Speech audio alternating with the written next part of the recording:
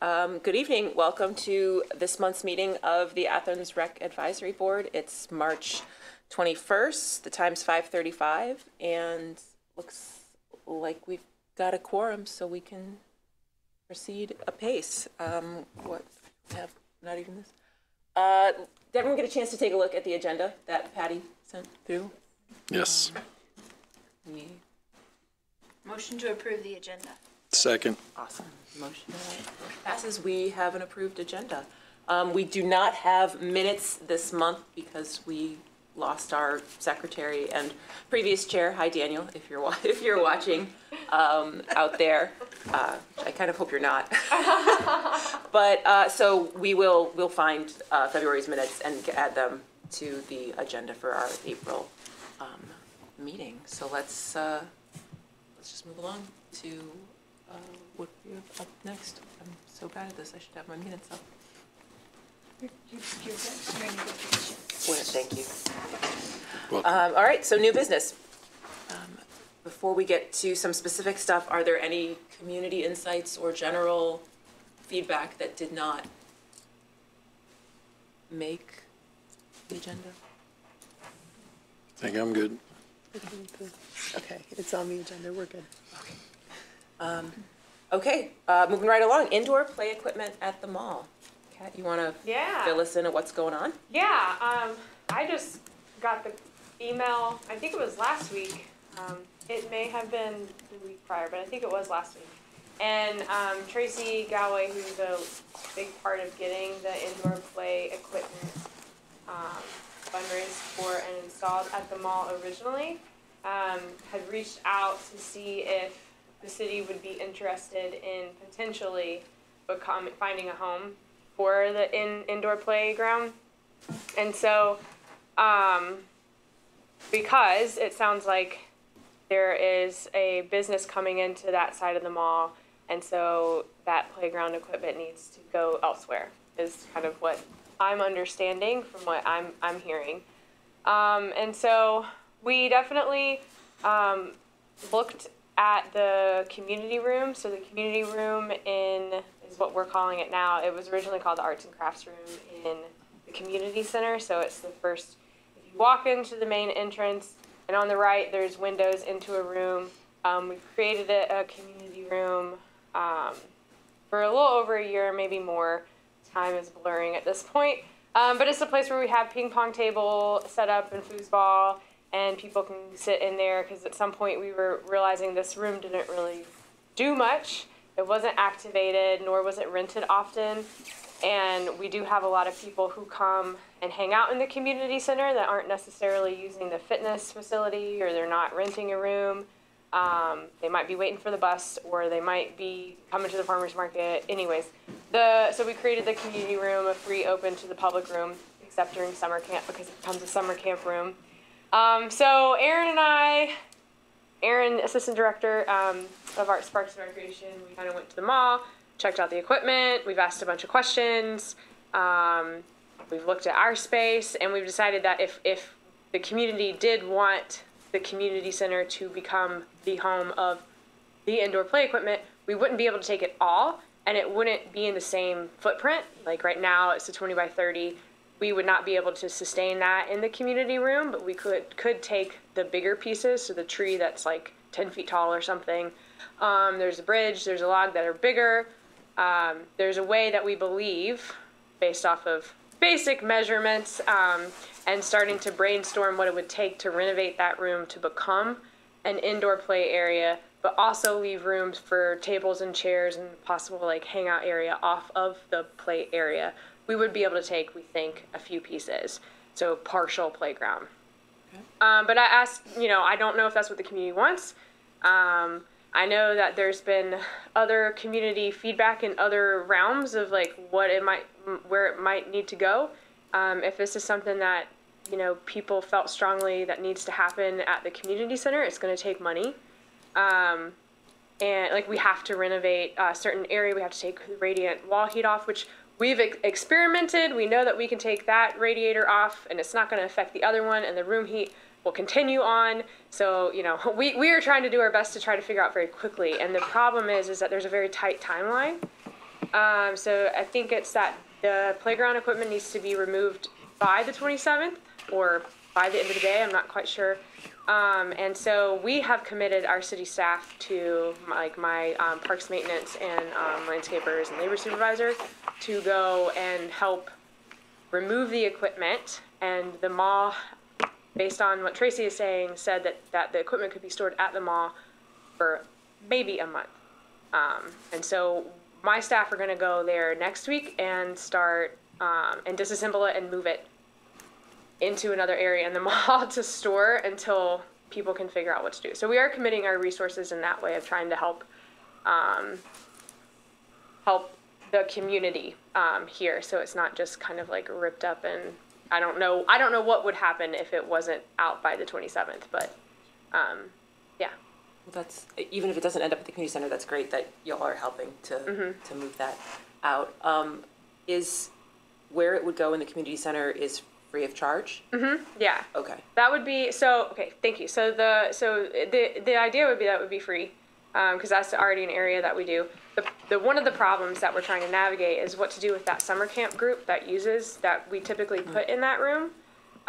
So we've gone ahead and reserved room B for that summer camp group in our community center. And there were a couple reservations already in there, and so we'll just work around those. And so that would be like, if we were to permanently change that space, we don't think that we could hold a camp group in there along with the play area. And if we did, then that would mean the play area would be off limits during summer camp, so like 8 weeks of the year. And so the other option is room B, and room B works fine, except it takes that offline for community groups to be able to use during the summer. And we do have rentals that take up ABC or BC or AB, or just B. Which is a revenue stream. Right.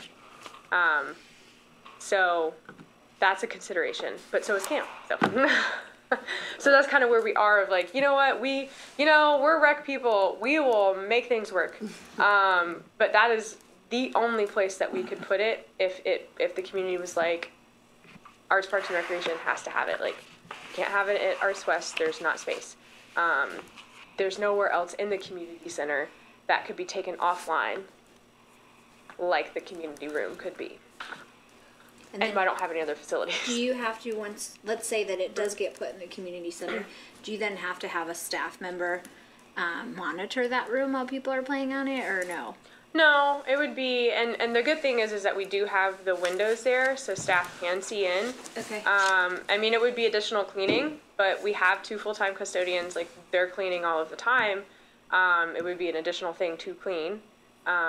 So I think there is some infrastructure already in there to help support this, but it would be definitely an overhaul and a little bit of a change of the way we function in some of our areas for 8 weeks out of the year. So it sounds like nobody's fighting for this equipment, right? I don't know. It's kind of a good. I'm not on any of these the groups that concerns people that the talk community about. had were, why couldn't it just be moved somewhere else in the mall? And nobody seemed to really have an answer. Yeah, I wouldn't Was know. none? Okay. This was a completely cold call surprise to me. Sure. So Well, they wouldn't want to. They wouldn't want to get rid of it because a lot went into getting it. yeah, of course, But, and it's in good shape. I guess they're just because there was a lot of feedback from community members. Why can't we just move it? Because there are some open spaces in the mall, even though I guess that new place is coming clear up to where Zones starts. They're using everything on the other side, but they were like, well, there's still free space, and we still like to keep the kids in there because it's a. But we have no idea why. I don't know. Okay. Yeah, I don't know. The only feedback similarly the feedback why can't it stay at the mall, but it's also the only, other than the library, but like free Right. indoor, if Right. it's raining, if it's snowing, if it's exceedingly hot in the summer, it's the only like place to go inside. And so I think it would be kind of cool if the community center could also offer that, but like you say, not at the expense of other like revenue streams or something like that. And so, but we have a month to get community feedback? Is that what I'm Yeah, hearing from the? yeah, I think so. I don't know what's going to happen at the end of that month, honestly, because we wouldn't be able to have it installed in a month either, because we have to do to take off the radiator. There's pipes and things have to be capped, and then the wall Right. has to be fixed, and then we have to figure out the flooring, and But that's the longest it can stay in storage at the mall? that is Until what we Tracy make said. some kind and of so that's decision. the impression that she has, and I would trust that. Okay. I don't, but I haven't been a part of any of those conversations. It was more of a, would you be interested in? And I was like, we can be counted on as a potential, but we can't commit. So if the community center were to take it, would you charge people, would you have to be a member of the community center to use it, or you No, would just be able to use it for free? Yeah, I just use it. I mean, that's how it is already. Okay. We have a lot of free open space. I was thinking you that don't have to be a member perhaps, to. whoever's listening probably doesn't like this, perhaps this could help from an increase of memberships, right? Yeah. Specifically during the colder months or something like that. Well, we want to make sure that we're always being affordable to the community. This is a cost and a loss of revenue, perhaps, that, I don't know, something to consider there. That you have to be a member to use it. Oh. Yeah, I don't know how we would really monitor that too. I guess the whole idea with the membership at the community center is once you go past that, that front desk, because that's where all the fitness Yeah. stuff is in the gym, and so, I wouldn't be a fan of, Okay. of doing that for the indoor play area at least. I'd be a fan of putting like, hey, scan this QR code and donate if you like it. Yeah, a donation Yeah. box, I think would be Yeah, but welcome there. you know, like, cause it will cost, cause that's the other thing that we have to consider is, and you know, if it were to become the home of a portion of it, then I would assume that would be the expectation in perpetuity of the community center, that there's gonna be indoor play space. And so once it's ready to be replaced, it will need to be replaced instead of removed, right? Like, you can't add something like that and then just take it away unless you had a better alternative somewhere. But, so that's just like a awareness that I have whenever you permanently change something. Nothing is permanent, but something like that would be pretty permanent. Right, yeah, once you add that service. Yeah, It's an yeah. expected Yeah. service, Yeah. so. Unless the demographics of the community changed dramatically to where there were no children. Like everybody, like, no, yeah, I don't know, you know, 50 years down the road, I don't know. I hope not. Well, I mean, I guess we can, as a board, can just see what is being said. Yeah, I and think that would send be feedback helpful, and your that's kind of way. why I brought it to y'all. And if you had any other considerations, as I haven't spoken to Tracy since, I mean, it's probably 2 days ago, or less than 24 hours ago, whenever I said, okay, we'll get city staff to help. So I just haven't heard back, but I don't know what all is happening because I know she's trying to make contacts as well. And I think there's probably other people who are also who were involved with it, but I'm not sure because it's not mine to, You probably at this time haven't been able to have any kind of guesstimated time frame as to what the installation process would look like, how long it would take, how Yeah, long I you'd really be don't. impacted at least during that time too. yeah. I mean, if the flooring can be reused, I would imagine that would shorten the timeline if you don't have to order anything, and it would also reduce the cost, which would be great, because I don't know.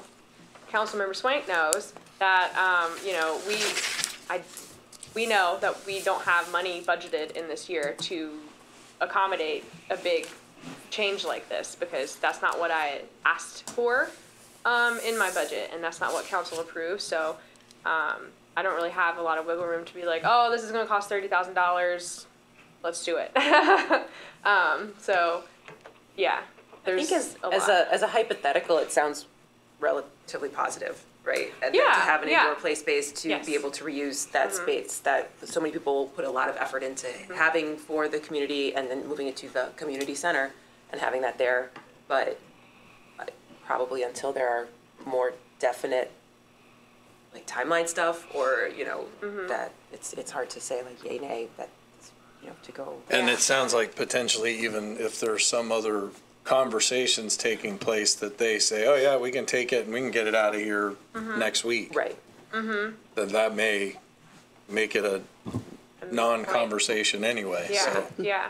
I guess it's if you hear of chatter, and community feedback of, we really don't want it to be at that place, or we really do want it to be, or neutral. Okay. That helps that helps me know what's going on, because I am not, able to keep up with everything at that level. Sure. But I think you're lucky in the fact there are not a lot of big places in Athens to put it except the community center, so. Yeah, because I mean, the library would be an awesome place too, and it would be like split it, maybe they could take some small pieces, I don't know, but I don't know, and I don't know if it really needs to be city centric, or if it's, if there's other places in the county, I don't know, because that's not my baby, so. Yeah. Just trying to offer up if we are something that the community would like, that would be something that the community would like to see, and do our best to try to make it happen. Have you put anything out there saying that to the public? Because I do worry about some of these social media forums and people say things, and I saw something on a group last night about it, and So, if perhaps. Yeah, I mean, it definitely warrants a phone call to Tracy tomorrow just to see, and if she has traction somewhere else, or if this is, what lines she's kind of feeling are viable. Okay. Yeah, and then potentially reaching out to community groups. The community. Awesome, but what I'm hearing from you all is that you don't have, like, too strong of opinions on anything based off of what you know. Well, looking at space and where children gather, I mean, library was a good one. You're kind of limited. Yeah. Yeah. Indoor space, yeah. I mean, I'm racking my brain and it's. Yeah. 10-foot tree, I mean, that's big. Yes, it's pretty big. It's exciting, though. All right, want to move ahead to the controlled hunting program. Yeah. What's up with that? All right, so this was definitely something that I started working on several months ago, and I hope to have further along at this point, because I knew at this point Pool would take over, but this is where we are. And I also meant to bring you something, and I didn't. So I apologize. I can follow up. But basically, there are municipalities, there's metro parks, there's districts in Ohio and other states, but definitely Ohio, that have controlled hunting programs. And I've spoken with ODNR about it because they have a controlled hunting program. So I was like, can we also have a controlled hunting? How does that work with state, state permits? Obviously, people would have to have state permits, but I didn't know if that was even a possibility. And then I went on a deep dive, and the idea behind this is that, and ODNR agrees, the person I spoke with, I'm failing to recall his name right now, that this is a good way of trying to manage deer population, that we do have a lot of active deer in Athens, and we have a lot of city parkland as well that could potentially be hunted. And by doing a controlled hunt, it's the idea of a lottery. So you basically come up with, part of this is coming up with a certain number of permitted people we allow, either each season, or we break the season up into different sessions. So there are some models out there where they'll have 7 or 8 hunting sessions. So those are assigned, end and beginning and end dates. And then they'll draw a certain number of applicants that they've decided on that can hunt on this land, these dates. So that's kind of the idea of controlling it, and it's also lottery based. So basically you have people apply to be able to be a part of the program, and then they're randomly selected, you can build off of that. Like that would be a pilot way of doing it. But, you know, in future years, it'd be like, oh, if you were a successful hunter, you followed all the rules, you know, haven't had a problem with you, then you're going to get first dibs on the lottery or something. There's different ways that people manage it in bigger areas, in bigger cities. And so basically what I've been doing is trying to pull from different areas. It was Cincinnati. They have their own Department of Natural Resources within their metro park, I think, or the district. They sent me all of their information, and they have so much research, and it's really cool. And they are even able to track. They've done like heat mapping of deer population, and based off of that, they have an estimated number of deer that needs to be harvested every season, and then they track the harvest to see if they're meeting that, you know, to see if they really are controlling the deer population. I'm not there yet, but I think that that's just a way of thinking about the model and the purpose of this. So I've also been trying to identify all the different city parklands that could be hunted on potentially, and could be only archery. There's no, you know, guns allowed in the city, you know, to be shot off, and there's a better way of saying that, but that's where I am right now. But archery would work. And a lot of the land that I've identified is up in there's Riddle Nature Preserve cannot be hunted right now, but I have requested permission for it to be hunted, but that's like over 100 acres. And then there's connecting land that I think is probably already hunted, but this would be a way of us controlling that. And then there's other city land. There's a lot of different land, and I'm working on mapping that. So basically, what thoughts do you have or concerns? Or I know I didn't bring you any information, and I apologize. So it's only city land? People can't donate their land to have it happen on? Right now it's city park land. I think that, or city land, and there are some city-owned land parcels that are not in city limits that we would also include in this. But since the city owns it, we could do that. I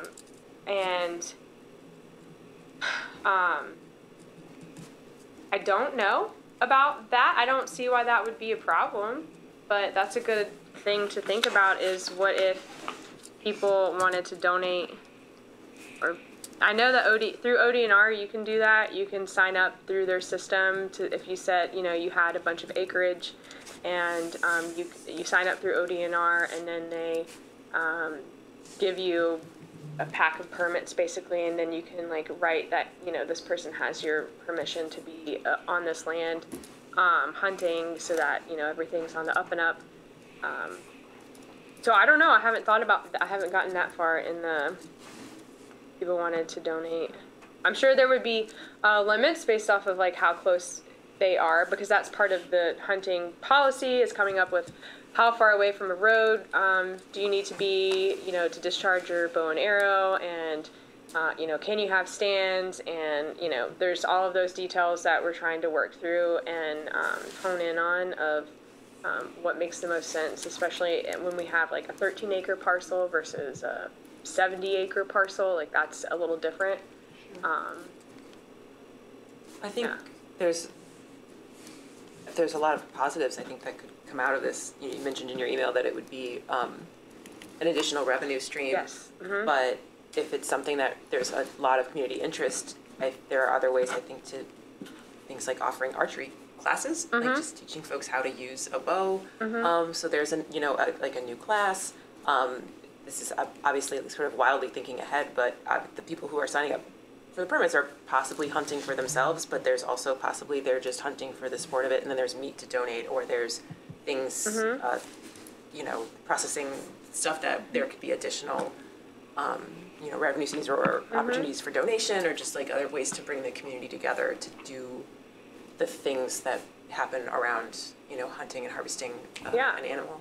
I think that's great, a great point. And Cincinnati, what they shared, they do donate whenever they have some of their permit holders who are specifically hunting to harvest a certain number for them, they do donate to their local food pantries. And I'm sure there's a process of making sure that it's cleaned and butchered right. But that is a really interesting thing. And They also, again, this is a very established program, so hopes and dreams maybe, but they also have it so that applicants have to go through their own archery program, which I think would be awesome eventually. Not there yet. But, and then there's a way you can do mentored hunts, so if you want, someone wanted to take their child or grandchild or, you know, whatever, then they would be allowed to do so and permitted to do so, to take someone under 18 to start teaching them. So, yeah. So we're working on that, and I know I need to send that to you all so you can kind of start digesting how far along we are with that, but also if you had any questions or concerns. Is there an increase in liability or in insurance that the city would have to take out? That's a good question. I don't believe so, but that's a good question. I can definitely get. Just thinking risk. Yeah. Probably getting used to writing very specific headlines so people don't misread it as you can hunt at the playground kind of thing, right? You know, there's a difference between like city-owned park space, which I think when, you know, like when you read that, you're thinking, oh, Annie, check those social media. Right. I can't stay on those. Advisory I know, I Too negative. have even said that out loud. So that's Removing the clip. playground.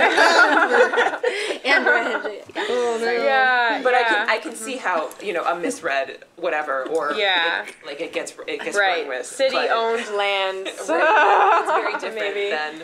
It's not all parkland either, I guess is the, good clarification. I'm thinking of, not Sells Park, but the land, there's, Hawks. Hawks is part of Riddle Nature Preserve. What's the one adjacent to it? Oh, they have names. It's the one up on the south side? No, it's up at Sells, but Oh. But either way, in between Sells Park and Stroud's Run, there's a 70-acre strip that's city-owned, but it's outside of city limits. And there used to be a sign up that said gun hunting allowed beyond this point, but we took that down because we weren't sure how people were interpreting that. Right. Because it's not Stroud's Run State Park yet, so it's still city-owned and city-managed land. And then when you go down to the Hope Drive area, there's a lot of land there, a lot of acreage that we would like to include in that as well, because it also butts up against Stroud's Run State Park. So it kind of helps with making sense of flow between lands and making sure that they're heavily forested and trying to make sure that they are away as much as possible from. And would this coincide with regular bow season? Yes. In the state? Yeah. So people would still have to have their state of Ohio permits, follow all state of Ohio regulations, and then this would just be you have express permission to hunt on these lands during these times with a bow.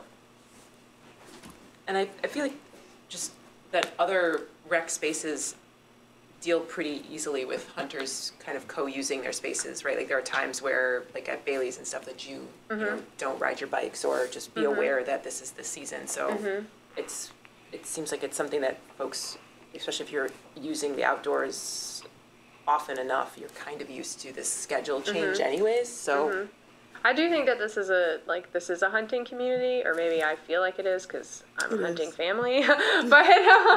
But knowing when I go out on the Baileys and when I don't go out on the Baileys, or Stroud's Run as well, or Sells Park even, and then you'll be driving on some of the roads and during turkey season, and people are just walking down along the roads with their gun, and it's just what you see. So. But this also could be a way for folks who maybe have wanted to try and it's cost prohibitive to go somewhere to try, or don't know where to go or how to learn or something like that. That's the other is finding land and space. And if you are wanting to try, sometimes you're you have to be invited to go to somebody's land, or maybe you're going to go on a deer, I forget what it's called. Anyways, but yeah, it's usually you kind of got to know somebody if you don't have the land. Or you have to really be aware and know what lands you can and be able to navigate ODNR's website of what spaces can I hunt, which is really good. But like, does everybody know to go do that? I don't know. I got on it because I was trying to figure out what a controlled hunt was and what that could look like. So yeah, I think that it would increase access, I hope, to people who might not have connections to a specific piece of land that they can hunt. And there's a lot of apps out there that hunters use to help guide them and keep them, where, give them information as to, okay, I am on this parcel of land, but if it's all GPS stuff, this is private land, so I can't go over here, or there's going to be trails here, so I need to stay a certain amount of feet away, especially if they're gun hunting. So there's definitely apps that people use, I know of, to make sure that they are where they think they are, to make sure that they're not. And if they do have to cross over into private land, like the responsible hunter is going to go find the landowner, get permission to go onto their land to go get a deer that they might have shot. So those apps help people do that too. And so we would want to have a pretty comprehensive map for people. So it wouldn't be an app, but a map so people knew what land we're talking about, where it is, what the access points are. Yeah. Would you charge anything for it, or you said no? Yeah, Okay, yes, good. So this could be a revenue stream. Yeah, for you. because there's obviously administrative tasks Yeah. assigned to this, but also that idea of like, our lands cost a lot to manage. And so this could be a way to just try to help add a little bit more of a revenue stream. I don't think any of this is like, oh, it's the multi-million-dollar idea, but just really trying to activate spaces and also try to help out with the deer population that is definitely a problem in Athens. You got car wrecks all the time. It's deer. I'm not going to say it. I'm not going to say it because I don't make it happen. So, but anyways, deer are walking around all the time. Yep. So you see them everywhere. Sounds like a cool. Okay. It's a really interesting I'll make idea. sure, I'll find out about the insurance, and then I'll make sure to send you all kind of what I have, or a brief synopsis of what I have, because it's, and if you have any questions about other areas, like other entities that do this, feel free. I know there's some pilot programs that are happening right now too, like other places who are just beginning as well. So that's what we would call it, would be like pilot in the first year for sure.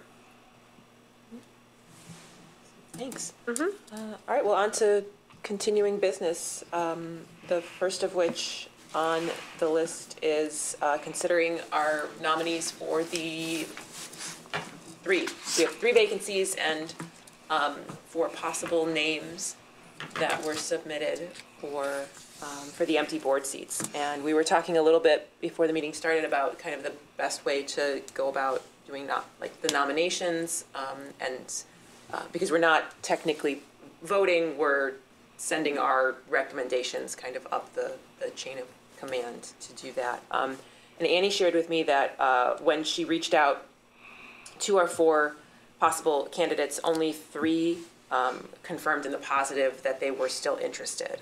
So whether that 4th person missed an email or not, that's, I guess, something we can take into consideration as well. And I'm going to kind of combine these 2 things with, that's also on Catherine Ann's list here about scheduling the joint meeting with AMAC. I think we probably don't want our new members' first meeting to be the joint meeting with AMAC, just because That was Stuart and I's first Oh, meeting. right. So that was a meeting. So if we can kind of like kill 2 birds with one, we could decide to do, if we decide on the folks who we want to suggest for or nominate for the positions, then maybe we do AMAC in May, or we table the nominees, do AMAC in April, and then the nominees first, the people who fill the board seats, their first meeting would be in May.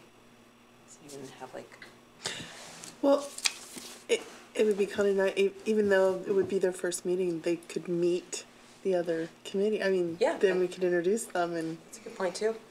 it's kind of nice because you guys got to meet everybody all at once. I was gonna say, since that was your first meeting, did you mind? No, I thought it was No, I productive. thought it was fine. Okay, Yeah. well, cool then. I guess I don't think that new board members would be confirmed. Did they go through? Yeah, I guess also how fast too? would it even happen? When's the AMAC April meeting? Whatever the second Wednesday is, I don't know. It's the second Wednesday? Second Wednesday. The 10th? 10. If this got to council by next Wednesday, well, it's got to go to the mayor. And if the mayor gets it to council by the 27th, gets it to the clerk of council by the 27th, the agenda items are due at 3 o'clock on Wednesday before the next council meeting. It could be on the April 1st agenda. If all that doesn't happen, it wouldn't be on the council agenda till the 15th, which would be after that AMAC meeting. So if you get it to the mayor and the mayor makes his decision and gets it to Debbie Walker by the 27th at 4 o'clock, then it would be on the April 1st agenda. Does it have to go through 3? Okay, No. that one doesn't have to. No. Got it.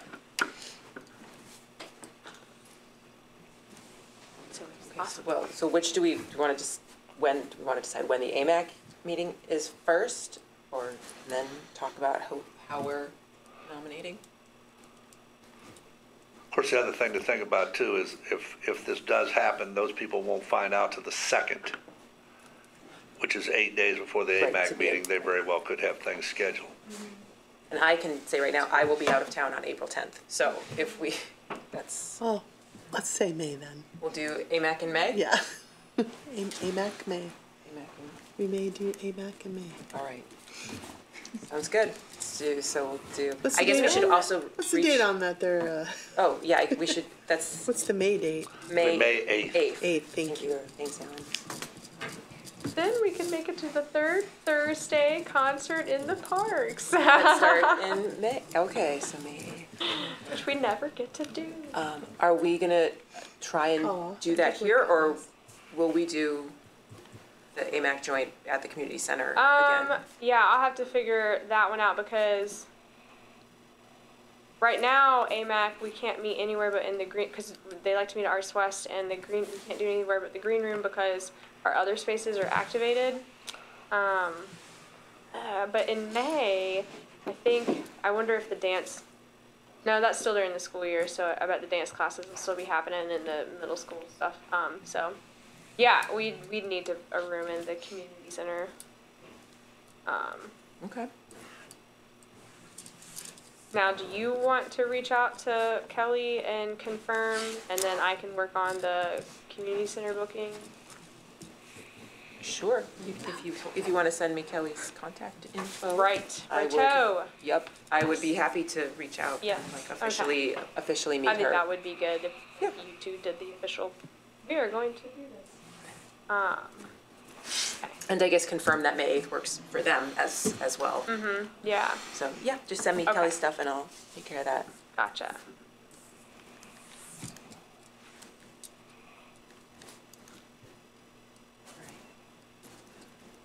Cool. Well, then back to our vacant seats. Without, I guess,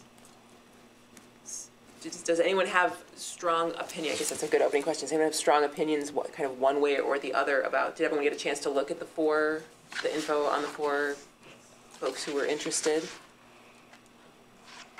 The only issue that I potentially have from a process standpoint is that we said we would give them time to get back to us if they were interested, and we just didn't hear back from one of them, so that was the only.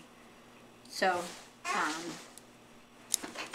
and the other 3 responded immediately, pretty but I know quickly. that people have lives and different things too, but we did agree upon that, so that's the only thing that I'm thinking of, but I'm a rule follower. Yeah, no, and I think, I think that that's fair as well, that, 3 folks who were pretty quick on the ball to say, yes, I still want, to have this opportunity, and someone who hasn't, it's been several days, so. It's only been 2 days. but Well, maybe it 3 feels- it days, feels right? like- Was it Monday? I have no idea what day it is. I know it's Thursday, we're here, it's Thursday. But I know, so other than that, for myself, I felt like all 4 were relatively strong candidates and would bring really sort of interesting, different pieces of experience to the board. Yeah, I would agree with what you're saying there. They all looked like they would be good, viable candidates for it. Okay.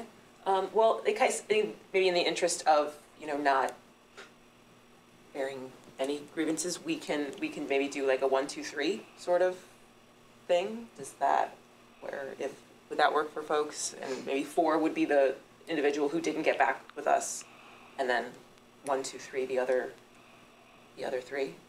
So as to what we put onto the mayor to then Yes, yeah, share with say, council? here's our- Yeah, that seems reasonable. Here's our 1, 2, 3. Okay. If you all want to send me the one, like your 1, 2, 3, Sure. and then I can collate that and send it. Let me send it to you first, and then. No, I think you should definitely send it straight to the mayor. You can copy me on it if you Okay. want to, just so I make sure that that's happening. But yeah. Amy, can you share to everybody who number 4 is? Yes, so the person that I could not find the email from is Heather Jolly. So Emily, John, and Ellie all responded immediately. I'm gonna double check my other folders, and I don't think I have anything from her. So I'm assuming she either missed it, I imagine people are busy, or perhaps isn't interested, Right. Things come up. So. right? Okay. Yeah. So if you all send me your 1, 2, 3s, and then I'll collate those and send the list directly to Mayor Patterson. Okay. And like Alan said, if we can get this moving quickly, then maybe that does give us more time then, because our April meeting's the 18th. So that gives a longer bit of time for them to add it to the schedule, and we'll clear their schedules and be able to be here in April. Which would be really exciting to have Yeah. 3 new folks, like a full slate of seats here. Really great.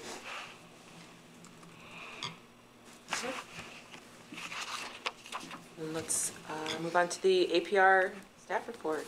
All right. Well, we'll take the AMAC part off. I'm still keeping the 25th anniversary of the community center in 2025, and I added it's going to be the 20th anniversary of Arts West in 2026. So I think we have some exciting 2 years ahead of us. We got to plan something exciting. So I'm putting it on there. Open to any and all ideas, as long as it doesn't cost a lot of money. or if somebody wants to donate, make a huge donation for the 20th anniversary of Arts West. That would be super cool. All right. Some project updates. I moved a lot up. There was a lot of movement in the past month or so on some of the projects. So the Sells Park muck is gone. There's definitely some that we spread out there to help fill in some areas, and we're gonna grass seed that and straw it and get that repaired. But it's gone. Yay, the bag is gone. Hopefully that is, we really appreciate neighbors' patience with that one. Took a little longer than any of us expected. I did even get a call from the person who, the company who did it. They wanted to call and check to see how everything was going. And I was like, well, we're actually moving the last of it out today, and that was last week. And he was like, what? It took that long? And I was like, I know. I don't know. But it did. All right, the tennis courts, we still have some finishing touches. So I did just get a concrete path proposal today, and I'm good with it, so I signed that and returned it. So the concrete path that will lead to the tennis court and around the tennis court, some will be installed hopefully I don't know, I haven't heard back for scheduling, so I guess I can't put a timeline on that. But we are moving forward with that. And then we do have drainage issues, specifically on the west side, which is where the fence line is in alignment with the solar panel fence line. And if you know the way the sun works over there. Anyways, there's standing water, and we do have permission to go inside the solar panel array area and kind of create a little bit of a trench to to be able to funnel some water out, and then we want to add gravel, and think that will help. There's a little bit of a gap in between because the ground goes down from the fence line, so we think that will help alleviate the problem of balls running underneath the fence there. And then of course we need signs. For the pickleball courts, we do have movement on the fence planning. We had someone out because the big holdup has been how to drill down into the concrete that's below the asphalt in one specific area, one line basically. So we have found someone and we're waiting on a quote for that. So that will be exciting to have that terrible snow fence gone. We're trying, it doesn't stay up, and I don't know how much help it does help people with keeping balls on the court, but we're trying. West State Street Park, we are waiting to hear back from OU on a lease. So to have we've been sharing use of the driving range space, and we did have a right of entry permit to have soccer fields on there, and we have had soccer fields on there, and then we did some more earthwork. So our final steps are waiting on a signed lease from OU so that we can work through protective netting, because that was a condition that Ohio University wanted to make sure that we have in our soccer community. You know, they wanted some sort of protection from golf balls coming over into the soccer field area. So, Catherine, excuse yes. me, when you say lease, monetary? No, I don't think it, but I mean, so we have leases with OU that are, like long-term leases that are like $1 amount. Right. Yeah, so that's what we're talking Okay, about. it's a Yeah. token amount. Yes, Okay, yes. good. Mhm, yeah, to my knowledge, to the best of my knowledge, and that's kind of what I have understood it to be so far. Thank you. Yeah, good question. And then the Riparian project, which happens to be a place that we have a long-term lease with OU as well. We'll have our pollinator planting happen tomorrow, which is, we've been waiting, and anyways, it's not, the time is now, and so we will have a couple sections with pollinator plants, and it will take a few years for it to really be up, but that'll really be a nice location for people to be able to go down into that space and enjoy that space for its natural beauty. Richland Avenue Playground. I've submitted 3 grants. I have not been awarded 2 of them, and I will know April 1st if I am awarded the 3rd. And I'm still looking, and that's okay. So fingers crossed. But either way, in the meantime, I did get all of the ducks in a row, and I submitted the signed work agreement and proposal for the playground equipment and installation and submitted that today. So we will hopefully get an idea in the next couple of days of when the tentative timeline for getting this thing installed, which is so exciting. So was one of the grants the T-Mobile grant that you didn't get? Yeah. Okay. Yeah. Sorry. It's okay. This third one was through Ohio Parks and Recreation Association, and they had a very, they announced they were trying out a new grant, and it was going to open March 1st and close March 15th. And I was gone that whole first week, and I came back, and since I had, done a lot of grunt work and other grant writing for it, I kind of was able to kind of pound some stuff out and submit it. So hopefully we get that one. Then the National Fitness Campaign, that's the outdoor fitness court, and we did speak last week to just try to update where we were on the timeline, and we're looking at the first week of June installation date of so the concrete pad will be poured before that, but the install of the equipment that first week of June. So I think mid-June, hopefully we'll have an outdoor fitness court ready to go. Awesome. Fitness on, not play on. Though if you consider exercise play, I'm not going to judge you. But not necessarily like a playground. And it could be, I guess. All right, the community center, we had our back gym hoops renovated and updated because they hadn't been since they've been installed in 2000. And then that's a big chunk of change, so we'll do the front half in 2025, and then we'll have all updated hoops and the winches and the motor and the cable and the safety straps and all of that stuff. So all the things that make the basketball hoops go up and down and sideways and every which way. And where will the fitness court be going? Right by the fire station headquarters, the new fire station build. Oh, okay. It's gonna be on the bike path. You can access it from the bike path. I mean, you'll be able to access it from the new pathways that are going to be around the fire station, but also the bike path. It'll just kind of butt right up to the bike path. Yeah. Okay, thanks. On the southeast side of the fire station, new fire station build.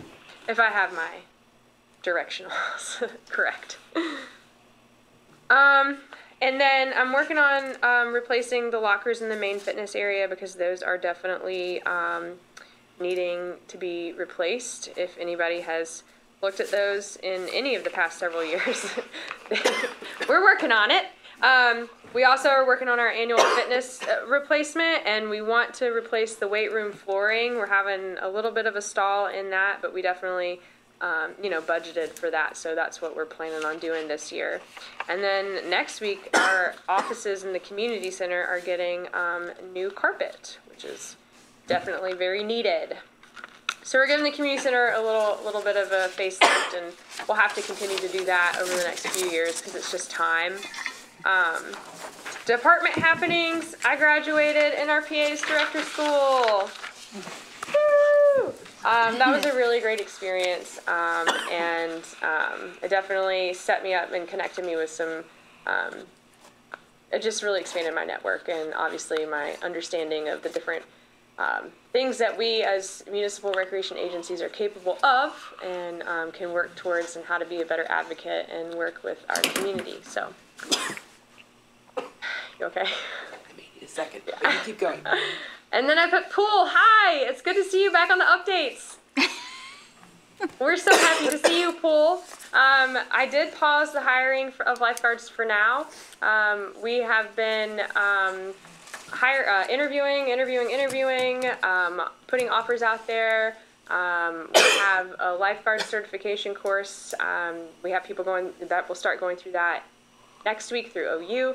So I'm kind of to the point where all of my tallies, I'm feeling good with the lifeguard number. So there's still head lifeguard and lead lifeguard, but I'm feeling really good with the lifeguard number that I could say, let's just close that so I don't get any more applications right now, because there's still a few that I could go back to if I felt like, sometimes people don't show up to the certification course, like things happen, and that's fine. But I just wanted they keep coming in, so I didn't want to give anybody false hope. But that's a pretty exciting place to be.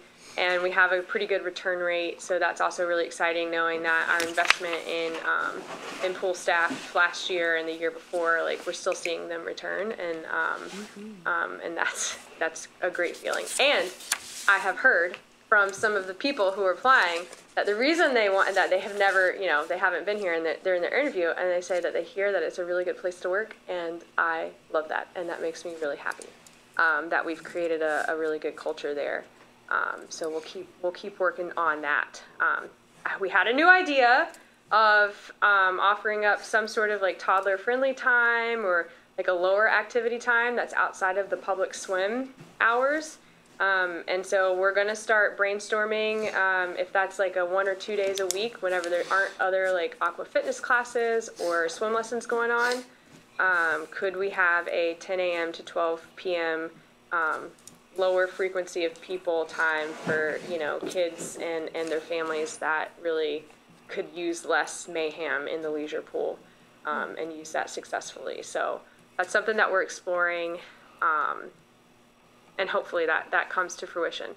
And then Nicole, she's going to be transitioning into managing aquatics this summer. So she's definitely still in planning camp mode right now and working with childcare stuff. But she applied for a grant to help cover the cost of all of our certifications, and so she was just awarded $1,500 for that. So that was like a pretty great thing.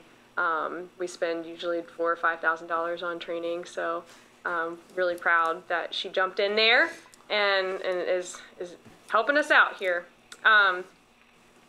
We had our camp registration party. It was a success, and camp is sold out, and it does sound like people were using the kid activities that we had set up, and and it seemed like Sunday afternoon was a much better time to be doing camp registration than a Monday morning. So that was awesome. I'm sure we'll be doing that again. Our Easter egg hunt is next Friday from 12 to 2, so we're definitely knee-deep in planning that. So come on out. That's a free community event. 12 to 2 p.m. We have lots of fun activities. We learned some lessons last time. We have more candy and treats and toys and more eggs. And the Easter Bunny will be there. And we also will have an inflatable Easter Bunny. So you have 2 different kinds of Easter Bunnies. And then we have our National Guard community event on April 6th. So also, I forgot, it's 12 to 5 p.m. That's a Saturday. I gotta and that's a free community event. We did offer our program specialist for child programming and education. We have an offer out, and we're just waiting on that signed acceptance. And I mean, I have every indication that she will accept. Like, she has accepted, but signature. And I'm not going to let the cat out of the bag yet because I don't know where she is with her transition out of her current job. But the start date is on there for May 28th. So that'll be awesome to have her on board. Okay. We also have our regular lineup of programming. I know it's a lot of information on these, but I'll highlight that we have our dance classes happening at Arts West. There's definitely a lot of performances that are coming up over the next 4-5 weeks at Arts West as well. And we also started Spring Art Studios. They started this week, and so it's $10 for 2 days. You can just come on in, and you work with different mediums every week. So that for the next 8 weeks, we'll have the art studios. We did have a collaboration for a spring break camp called Spring Break Sisters, and that was really awesome. They created murals, and those are on the walking track now at the community center, which is like, now we need way more. Now we need more to cover up all those beams because it looks so good and it's so exciting to see. We also had our spring break camp at the community center, and that was crazy and awesome at the same time.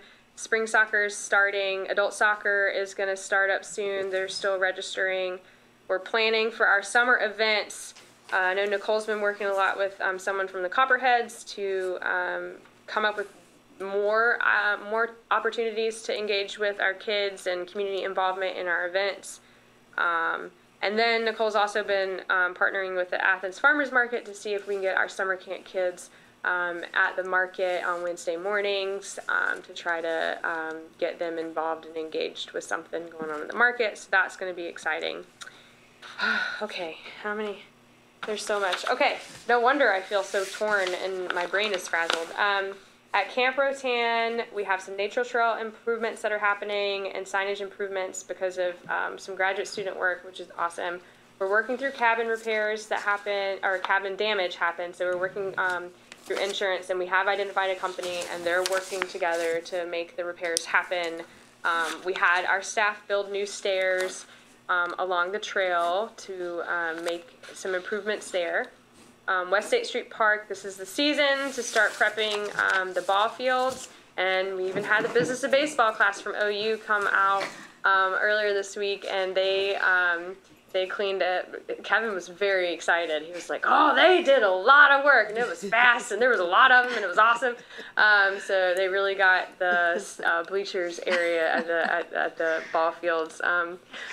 35 students, I think, showed up for that. I love it. I love it. Yeah, it was pretty funny. And I looked at him and I was like, "You got anything else?" He was like, I thought you were bringing like 8 or 10 students. No, we had 40 in this class. Which is pretty funny. And then the picture, I don't know if you saw it, it was very funny. Like, I couldn't tell if the students were mad or if they were like amused by it. But it was the first day after spring break and everyone's in like winter hats. And it's pretty funny. Well, it was like blowing snow all day, right? On Monday. It was pretty funny. So you should get your hands on that picture. The I students do want posted that picture. it on the Copperheads. Oh, it's that's pretty funny. awesome. Well, we are very grateful because Yeah. it takes a lot of hands to make that space ready for the spring and summer and fall. One of the fields, OU Club Softball, is using some of the fields starting this Sunday. So, Okay. yeah. Cool. Field 1. Nice. I'm sure y'all cleaned the bleachers area Yes. for that. And then we filled some holes in the dog park, and we'll do grass at some point. All right, seasonal hiring. I didn't really have any like projects that didn't have updates, so I didn't have an area there. And we're still working on the West State Street restroom facilities. We have a meeting with Sandlot tomorrow to see if there's a way we can partner on this project so that we can bring it to fruition, which would be very awesome. It's the project that is so sad for me because it just feels like I can't get it done. And then, yeah, the other two are just things that I don't really have any traction or movement on. But You're busy. whew, that was a lot. What else? I don't have any questions. Quick question on the Yes. egg hunt. Is it Yes. what's the age range for? And, Great or question. Is there like? If you are interested, if you are still of the age that is interested in egg hunts, you can. I will say that we are going to have some tables set up at different heights with like a special egg hunt on the table for like kids in strollers or wheelchairs, or perhaps like if toddlers like want to grab, like are still at the point where they like need to grab onto something, you know, or some, you know, they're not sitting on their feet. Sure. Then maybe they can still participate.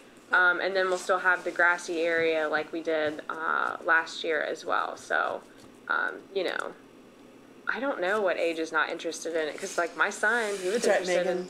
We're gonna. in running around. Yeah. Okay now.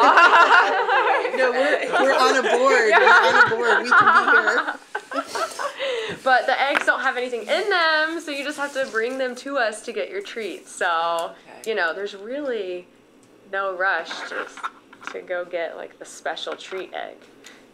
Nice. Awesome. Good question. I think the last time we met, we talked about the pool and how Ohio University's pool is going to be closed, and there was some issues, or maybe not issues, but concerns about lap swim time or anything. Any updates on that? Well, no one has reached out to me. I mean, we were meeting, I can't remember if I had met with, I feel like I had met with OU Swim Club, and yes, I had, in Mason before our last meeting. And so Bobcat Swim Club, sorry, is going to do their normal 8 to 10, and I haven't heard back. I did offer up 8 to 10 p.m. on Mondays, Tuesdays, and Wednesdays for OU if they wanted that, but we can't commit to opening and having staff show up at like 4 a.m. or 5 a.m. So Great. yeah. Thank you. Yeah, you're welcome. Anyone have any last minute announcements or other business to? No, I feel like we killed it today. Yeah. Right. Yeah, right. making decisions. Good. Left and right. Nice. Well, our next meeting is Thursday, April 18th. And I plan to be here, everyone. And hopefully we will have 3 new folks also joining us. Yeah. at the meeting, so that'll be exciting. Oh, cool. You want to make a I motion? move to adjourn. I second that.